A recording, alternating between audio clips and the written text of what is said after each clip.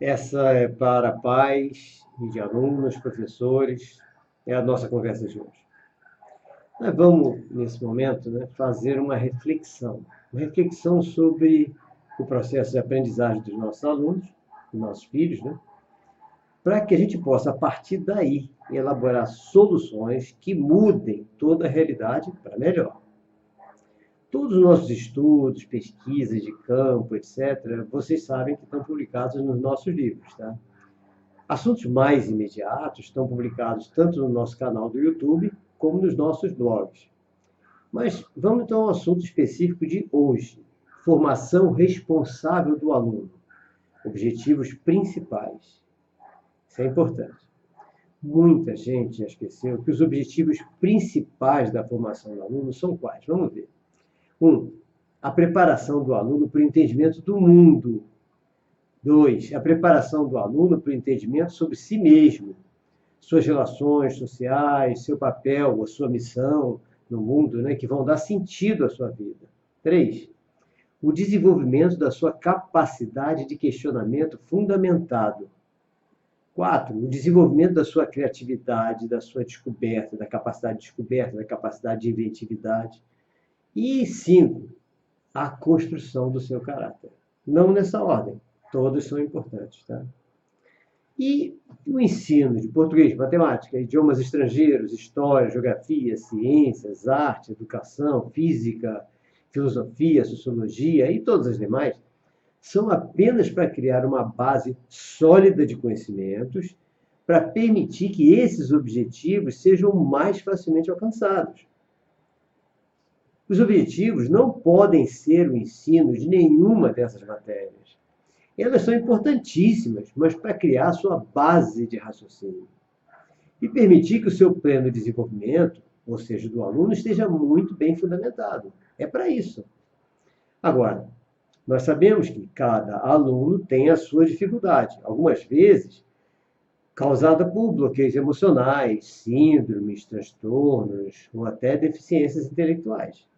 Nesses casos, essa base de raciocínio também precisa ser formada, mas respeitando a sua capacidade de aprendizagem e o seu nível de entendimento.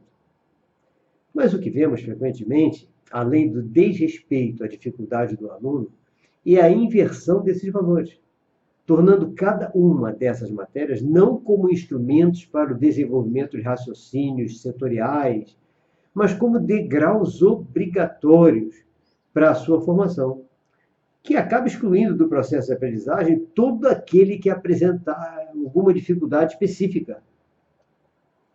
Eu tive a oportunidade de presenciar a angústia de um professor de redes de um curso técnico, quando ele foi obrigado pela direção da escola a reprovar um aluno que era expert em redes, e ainda melhor que ele, professor.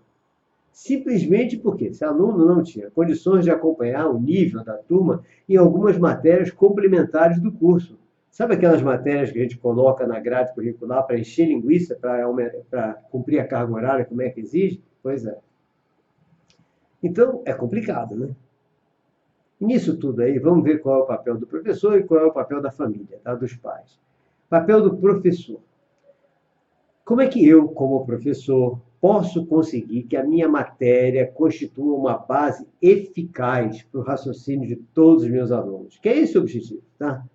Não é que eles saibam tudo da minha matéria, é que seja uma base eficaz para ele saber raciocinar. Em primeiro lugar, para que eu consiga isso na minha matéria, seja a matéria qual for, eu preciso amar a minha matéria. Amor acima de tudo. Então eu tenho que desenvolver o amor por todos os assuntos e aulas da minha matéria. Assim eu vou criar a empolgação necessária em mim para estimular todos os meus alunos. Esse é básico. Segundo, a metodologia. Assim como eu falei aqueles itens, esses aqui não estão pela ordem, todos são importantíssimos. Então, em segundo lugar, metodologia. Primeiro amor, segundo metodologia. Eu tenho que criar, ou pelo menos seguir metodologias que permitam que os meus alunos sejam os protagonistas da sua aprendizagem. Essa é a educação de hoje. Não é que a educação de ontem, não. Então, eles têm que ser protagonistas da sua própria aprendizagem. E que a aula seja sempre uma aula participativa, na qual eu possa acompanhar o entendimento e o desempenho de todos eles. E aí sim, fazer as devidas orientações. Nós temos desenvolvido, né, uma metodologia que é chamada metodologia IUP, de dinâmica grupal, que eu ensino naquele meu livro Estudos sobre Educação e Inclusão Responsável. Essa metodologia, que é uma delas, tem sido utilizada por muitos professores em diversas escolas e o resultado tem sido aprendizagem real e facilitada, além do professor ficar sem estresse e satisfeito. Não é aquele professor Rivotril, que hoje nós temos um monte de professor Rivotril. Tenho certeza de que vale a pena aplicar e você não vai se arrepender. Tá? E para isso, eu uso uma citação minha que já está se espalhando por aí. A citação é a seguinte: não precisa tentar, basta fazer. Tá? E vamos em frente. Vamos ao terceiro item. Tarefas e avaliações. Tarefas, avaliações, dever de casa, tudo isso, nós precisamos criar, elaborar diariamente, lógico. Avaliações têm que ser frequentes, não é aquela uma, duas avaliações por unidade. Frequentes, lógico, sempre dentro dos respectivos níveis de entendimento, deixando claro para que servem avaliações. Uma avaliação serve para que, em primeiro lugar, para que o professor tome conhecimento se os seus alunos realmente estão aprendendo. Uma avaliação serve também para os próprios alunos descobrirem se estão mesmo aprendendo ou se estão com alguma dificuldade. Por isso, eles têm que aprender que eles têm que saber que erros são importantes. Erros precisam ser mostrados, porque só assim o professor vai procurar outra forma de ensinar e assim o aluno perde medo de prova de avaliação, concurso, vestibular, essa coisa toda. O ideal é que tudo isso não tenha nota classificatória, como foi determinado agora como lei em Singapura, na Ásia, um dos países mais evoluídos em educação do mundo. Em vez de notas, o professor deve se preparar para estimular seus alunos de forma que todos procurem descobrir as razões por não terem acertado ainda algumas das questões da prova que ele fez. Assim, sempre vai haver aprendizagem. Sempre vai haver garantia de que está havendo desenvolvimento pleno de cada aluno. Nem precisa ir a Singapura para saber como fazer. Se nós estudarmos a nossa metodologia de dinâmica grupal e também aquela metodologia da Escola da Ponte em Portugal, é lógico que vai surgir elemento para nós criarmos alguma coisa, para nós implantarmos alguma coisa e para nós implantarmos até Singapura na nossa escola. Tá? No nosso próximo livro, que é Estudos sobre Educação, Construção da Inteligência, isso tudo vai estar muito claro em todos os seus aspectos, todos os seus detalhes, tá? Mas o livro só deve ser lançado em janeiro de 2020, tá? O chato é que o vício dos nossos alunos, dos nossos professores e também dos pais, em notas, tiram todo o foco que nós precisamos para obter conhecimento. E provoca, no nosso país, esse tão reconhecido fracasso em aprendizagem. Por isso que nós temos que pensar muito nisso. Professores têm que refletir muito sobre isso. E nós estamos aqui para dialogar, discutir, tá? Explicar.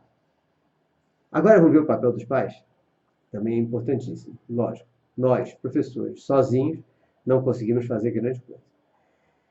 Da mesma forma que para o professor, os pais precisam mudar seu foco em relação aos estudos dos filhos. Enquanto a pergunta única entre pais e filhos continua sendo a mesma, que é como é que é a pergunta que o pai faz para o filho, que o tio faz para o sobrinho, que a avó faz para o neto, como estão suas notas?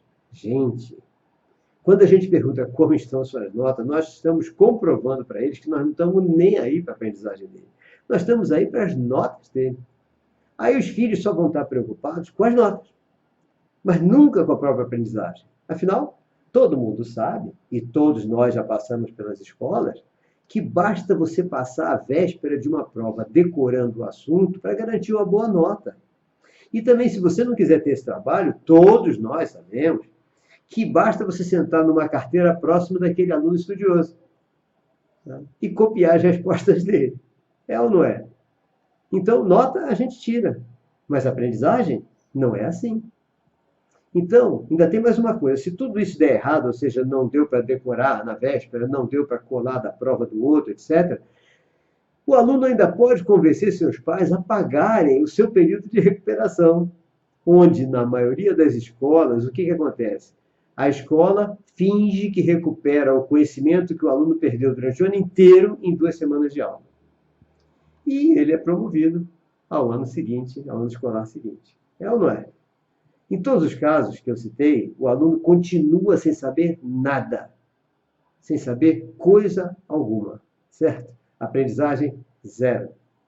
Para quem deseja o desenvolvimento verdadeiro do filho, com conhecimento, inteligência, criatividade, autonomia, a pergunta frequente tem que mudar. A pergunta tem que ser: filho, como é que estão suas notas? Não, filho, como é que estão suas notas? Nunca mais.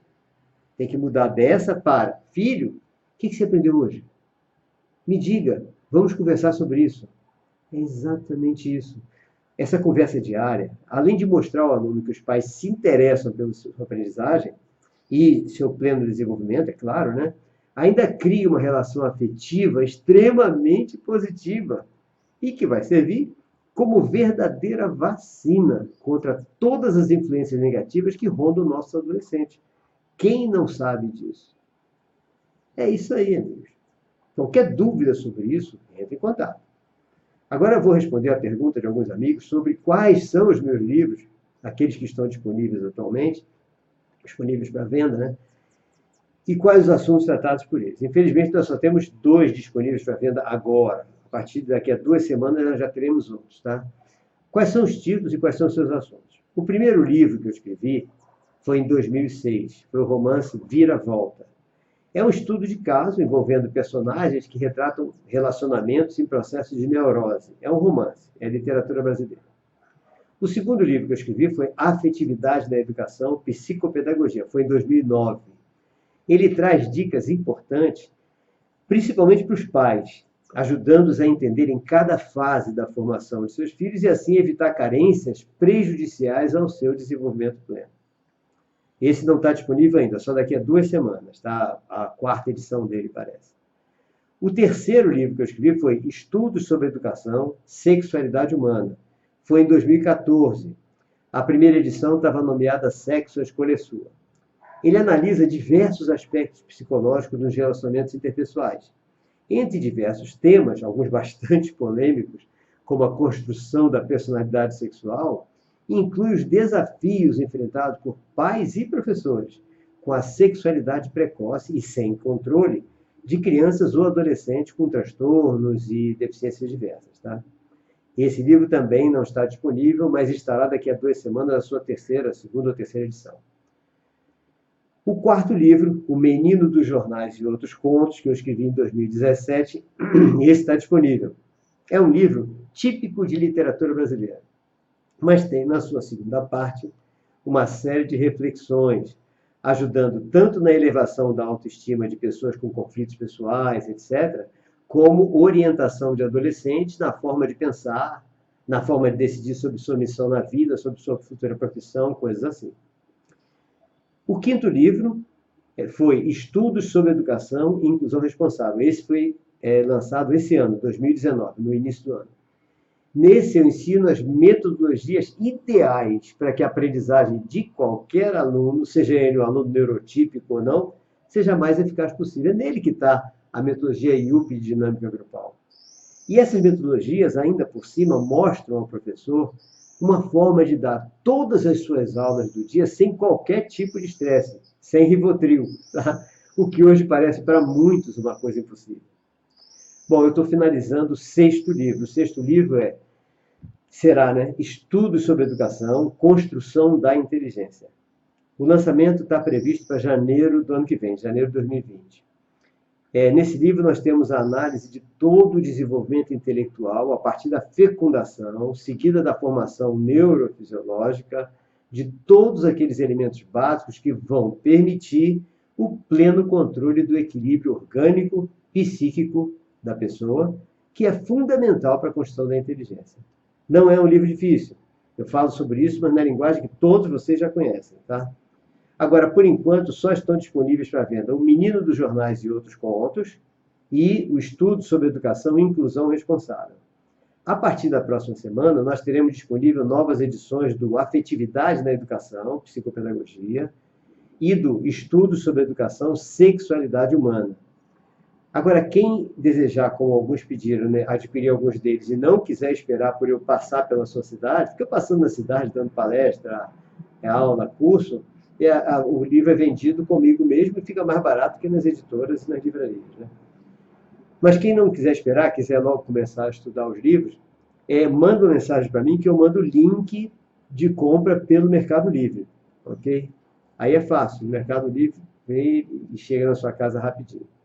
Ok? Um forte abraço para todos vocês e até quarta-feira, 21 horas, em nossa live normal. Qualquer alteração de dia por alguma viagem que eu esteja fazendo, eu aviso antecipadamente. Ok? Forte abraço.